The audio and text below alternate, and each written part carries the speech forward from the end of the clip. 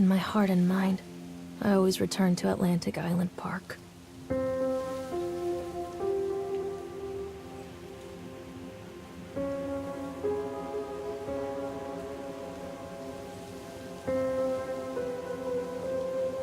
Where's Mr. Bear? I haven't seen Mr. Bear, Callum.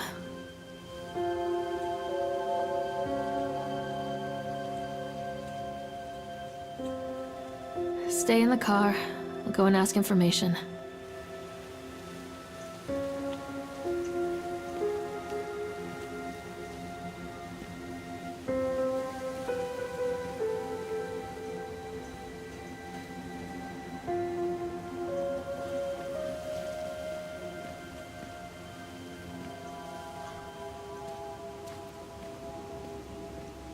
Attention, patrons. The park is now closed.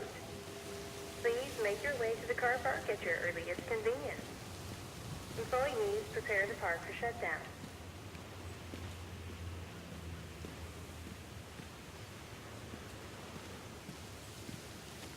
Callum was born the day this place opened. This is his favorite place in the world.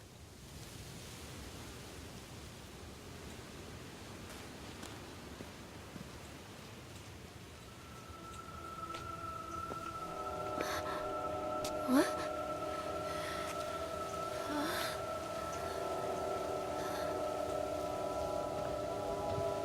Hey, Lorraine. Lorraine! Don't blame yourself, Lorraine. People lose things all the time. Take a deep breath and think about the last place you saw your son's teddy bear. Hey, stop! I think your boy just ran into the park. I'll unlock the gates for you. Callum, I told you to wait in the car! This way, Mommy. Callum, where are you going? Come on, Mommy.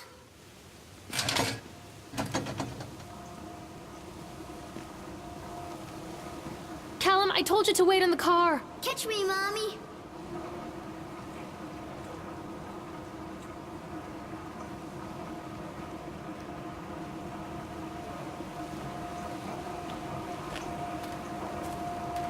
There's something special about the entrance to an amusement park. A line drawn between the real world and the world of whimsy within. On this side, the apathy of our everyday lives. And on the other, anything we might dare to dream. It's no wonder Callum ran back inside. I wouldn't want to leave either. Attention employees, the park is now closed. Have a safe journey home.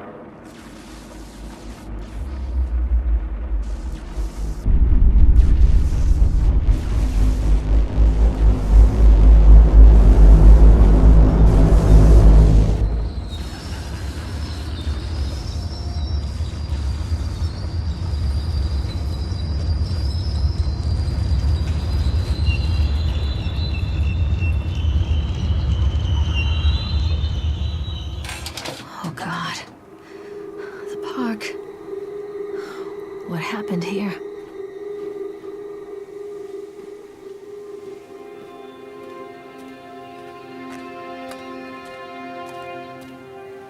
You can't catch me.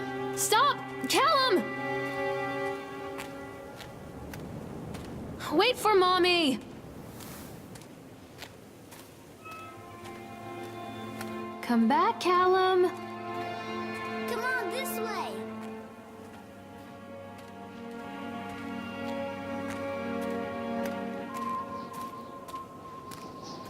Wait for Mommy!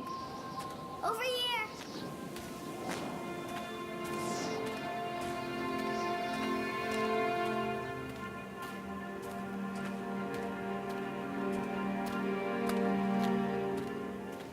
Callum, tell Mommy where you are.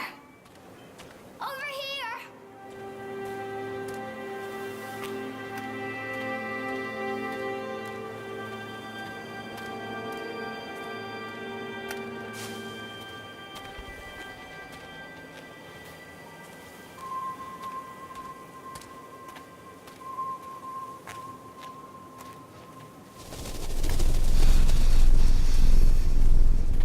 Callum?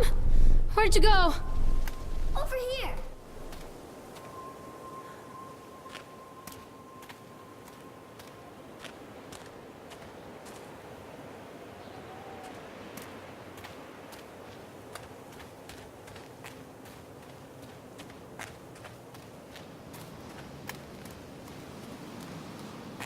Callum, where are you?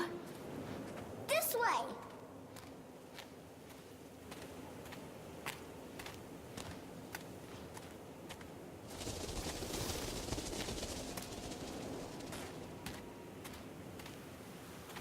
Mommy needs to see you, Callum. This way, Mommy. I think this belongs to Callum.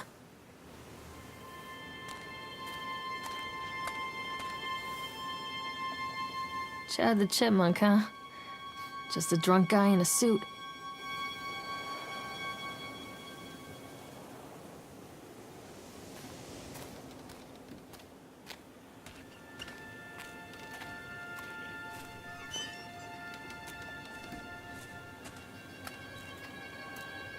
What's this?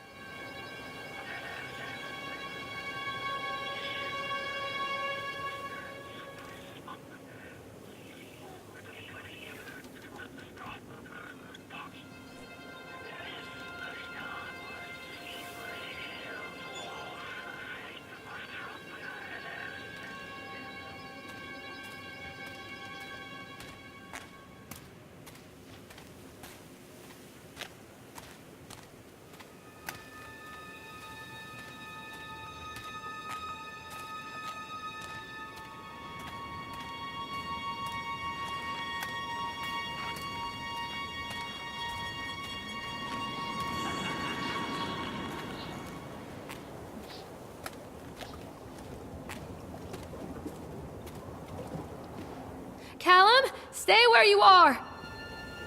Where are you?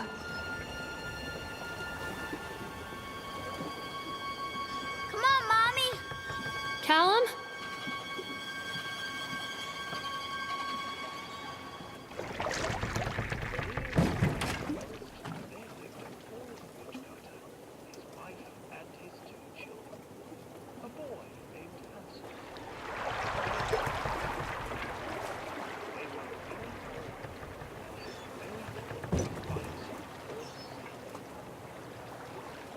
Where are you?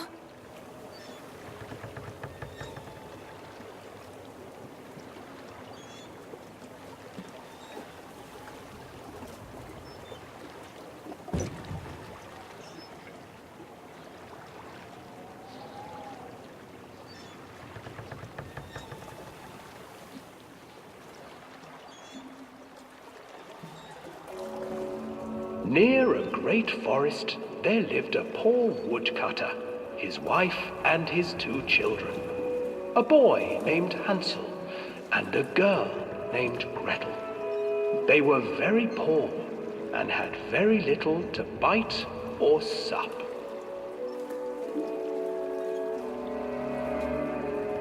"What will become of us?" the woodcutter asked his wife one night. "I tell you what, husband, we will take the children into the thickest part of the forest tomorrow and abandon them there." "No, my wife, I cannot do that," said the man. "Then we will all 4 starve, you fool." Hansel and Gretel overheard their parents talking, and Gretel began to weep. "Do not fret, Gretel," Hansel said. He crept out of the hut and gathered white stones from the ground to fill his pockets. Callum, where did you go? Callum, where did you go? The next morning, the woodcutter leads the children into the forest. Before they leave, their mother gives them a slice of bread and warns them that they will get no more food that day. Clever Hansel leaves a trail of white stones behind them as they pass into the woods. When their father leaves them, the children wait a while, then follow the trail back to their parents' house. After receiving a thorough scolding from their parents for getting lost in the woods, the children are sent to bed without any supper. Hansel tried to sneak out and collect more white stones, but found that the door was locked. "Tomorrow I will take them into the woods myself," the wife told the woodcutter. In the morning, their mother gave them a slice of bread and led them deep into the forest once again.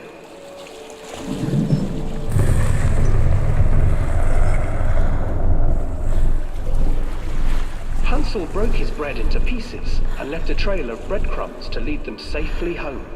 But hungry-eyed birds snatched up the breadcrumbs and his trail was destroyed. Abandoned by their parents and unable to find the trail home, the children wandered in the forest for 3 days.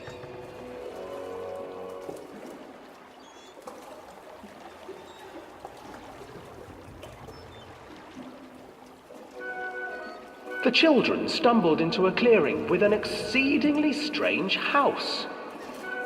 Its walls were made of gingerbread, and its windows were panes of clear sugar.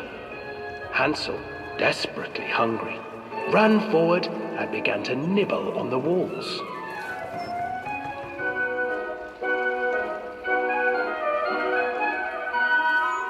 "Nibble, nibble, little mouse.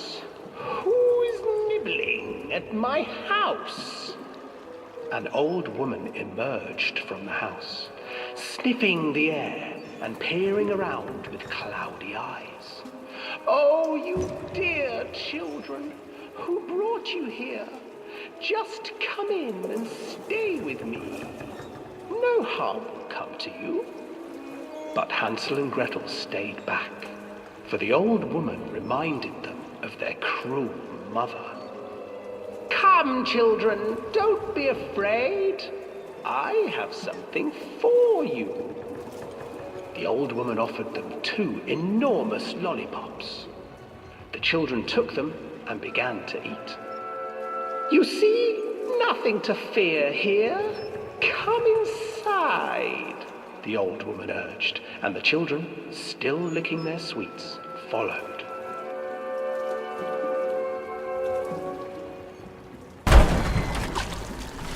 Once inside the house, the old woman changed. She stuffed Hansel into a cage and put Gretel to work, sweeping and cleaning her hut. "Your brother will make a good mouthful," the old witch told Gretel. "Once he is fattened up, I shall feast upon him."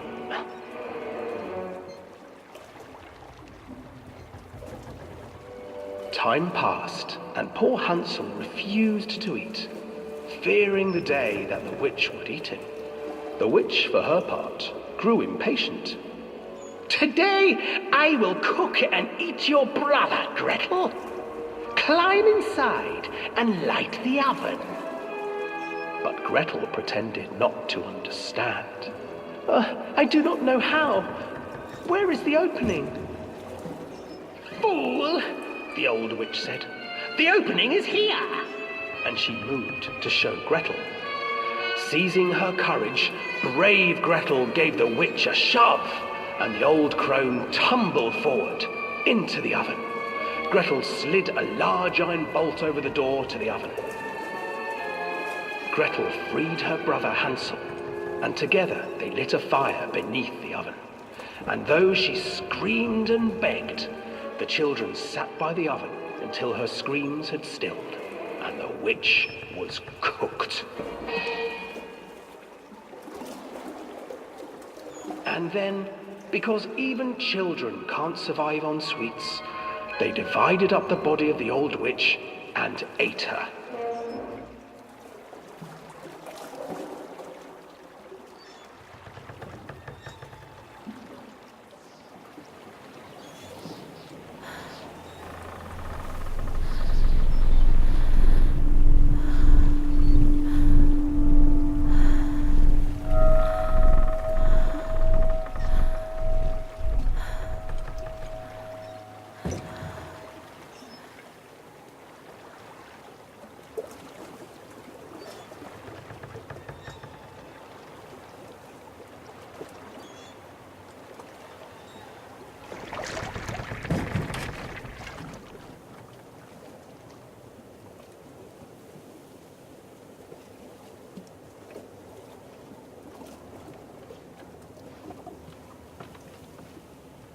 Please, Callum, tell me where you are!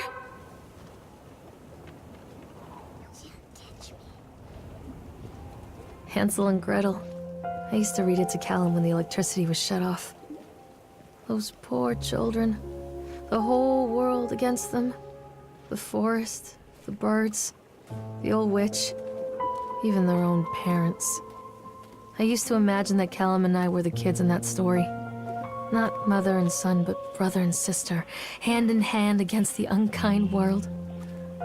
We were always hungry, looking for our own house made of candy, looking for the sweetness that could take the pain away. Hunger leads people to desperate, terrible places where the tree branches reach like claws.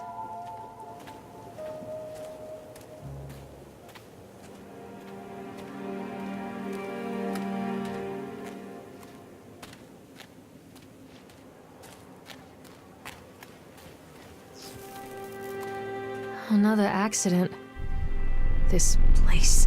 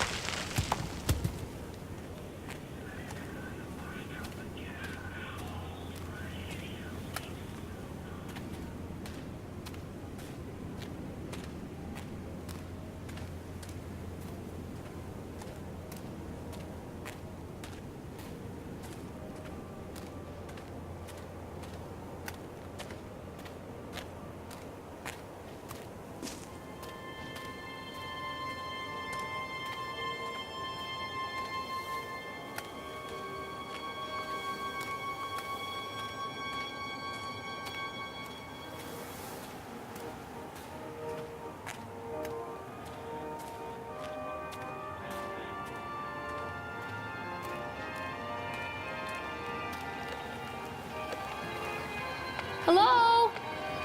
Touch me, Mom. This old thing used to make the blood run to my head. Make me dizzy. The guy just snapped. Those poor kids.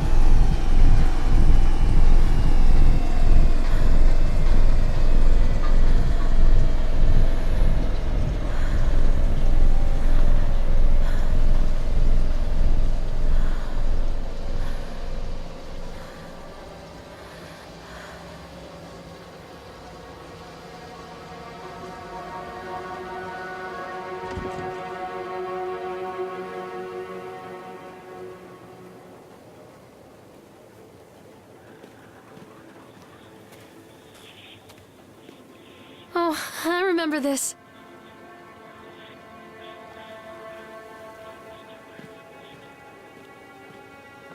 Treachery hides in thoughts. Treachery that lashes like a whip and scars our insides. The first time I saw Callum, my thoughts betrayed me. I looked down at this wrinkled, red, bawling thing and I thought, is that it? We build our world from expectations, and the world that I had built for Callum was no different. He was so real, so there, and so far from my expectations. And they shattered, and as they fell in pieces, that one treacherous thought became a new foundation. All of the love that we shared, all of the warmth and goodness that followed, built on a single, traitorous thought.